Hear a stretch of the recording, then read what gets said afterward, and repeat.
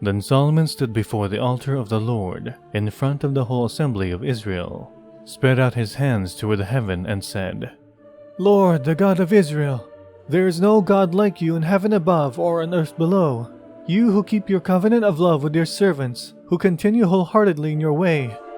You have kept your promise to your servant David, my father. With your mouth you have promised, and with your hand you have fulfilled it, as it is today.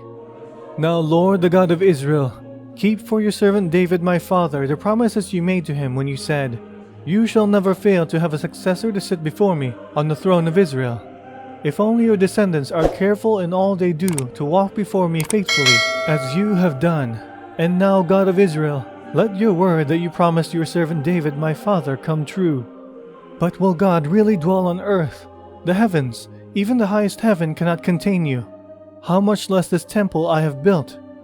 Yet give attention to your servant's prayer and his plea for mercy, Lord my God. Hear the cry and the prayer that your servant is praying in your presence this day. May your eyes be open toward this temple night and day, this place of which you said, My name shall be there, so that you will hear the prayer your servant prays toward this place. Hear the supplication of your servant and of your people Israel when they pray toward this place. Hear from heaven, your dwelling place, and when you hear, forgive. When anyone wrongs their neighbor and is required to take an oath, and they come and swear the oath before your altar in this temple, then hear from heaven and act. Judge between your servants, condemning the guilty by bringing down on their heads what they have done, and vindicating the innocent by treating them in accordance with their innocence. When your people Israel have been defeated by an enemy because they have sinned against you, and when they turn back to you and give praise to your name, praying and making supplication to you in this temple, then hear from heaven and forgive the sin of your people Israel, and bring them back to the land you gave to their ancestors. When the heavens are shut up, and there is no rain, because your people have sinned against you, and when they pray toward this place, and give praise to your name, and turn from their sin, because you have afflicted them, then hear from heaven, and forgive the sin of your servants, your people Israel. Teach them the right way to live, and send rain on the land you gave your people for an inheritance. When famine or plague comes to the land, or blight or mildew, locusts or grasshoppers, or when an enemy besieges them in any of their cities, whatever disaster or disease may come, and when a prayer or plea is made by anyone among your people Israel, being aware of the afflictions of their own hearts, and spreading out their hands toward this temple, then hear from heaven, your dwelling place. Forgive and act. Deal with everyone according to all they do, since you know their hearts. For you alone know every human heart, so that they will fear you all the time they live in the land you gave our ancestors. As for the foreigner who does not belong to your people Israel, but has come from a distant land because of your name, for they will hear of your great name, and your mighty hand and your outstretched arm, when they come and pray toward this temple, then hear from heaven your dwelling place. Do whatever the foreigner asks of you, so that all the peoples of the earth may know your name and fear you, as do your own people Israel, and may know that this house I have built bears your name. When your people go to war against their enemies, wherever you send them, and when they pray to the Lord toward the city you have chosen, and the temple I have built for your name, then hear from heaven their prayer and their plea, and uphold their cause. When they sin against you, for there is no one who does not sin, and you become angry with them, and give them over to their enemies, who take them captive to their own lands, far away or near.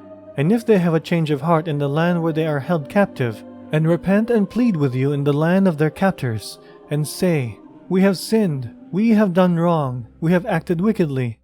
And if they turn back to you with all their heart and soul in the land of their enemies who took them captive, and pray to you toward the land you gave their ancestors, toward the city you have chosen, in the temple I have built for your name, then from heaven, your dwelling place, hear their prayer and their plea, and uphold their cause, and forgive your people who have sinned against you. Forgive all the offenses they have committed against you, and cause their captors to show them mercy, for they are your people and your inheritance, whom you brought out of Egypt, out of that iron-smelting furnace. May your eyes be open to your servant's plea, and to the plea of your people Israel, and may you listen to them whenever they cry out to you. For ye singled them out from all the nations of the world to be your own inheritance, just as you declared through your servant Moses, when you, sovereign Lord, brought our ancestors out of Egypt.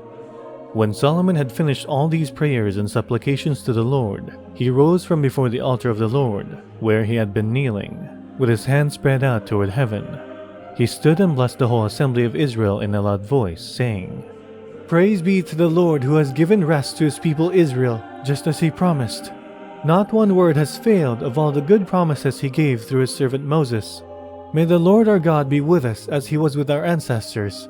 May he never leave us nor forsake us. May he turn our hearts to him, to walk in obedience to him and keep the commands, decrees, and laws he gave our ancestors. And may these words of mine, which I have prayed before the Lord, be near to the Lord our God day and night, that he may uphold the cause of his servant and the cause of his people Israel, according to each day's need, so that all the peoples of the earth may know that the Lord is God, and that there is no other. And may your hearts be fully committed to the Lord our God, to live by his decrees and obey his commands, as at this time." The dedication of the temple. Then the king and all Israel with him offered sacrifices before the Lord. Solomon offered a sacrifice of fellowship offerings to the Lord, 22,000 cattle and 120,000 sheep and goats. So the king and all the Israelites dedicated the temple of the Lord. On that same day, the king consecrated the middle part of the courtyard in front of the temple of the Lord, and there he offered burnt offerings, grain offerings, and the fat of the fellowship offerings, because the bronze altar that stood before the Lord was too small to hold the burnt offerings, the grain offerings, and the fat of the fellowship offerings. So Solomon observed the festival at that time, and all Israel with him, a vast assembly, people from Lebo-Hamath to the Wadi of Egypt. They celebrated it before the Lord our God for 7 days and 7 more, 14 days in all. On the following day he sent the people away. They blessed the king and then went home, joyful and glad in heart for all the good things the Lord had done for his servant David and his people Israel.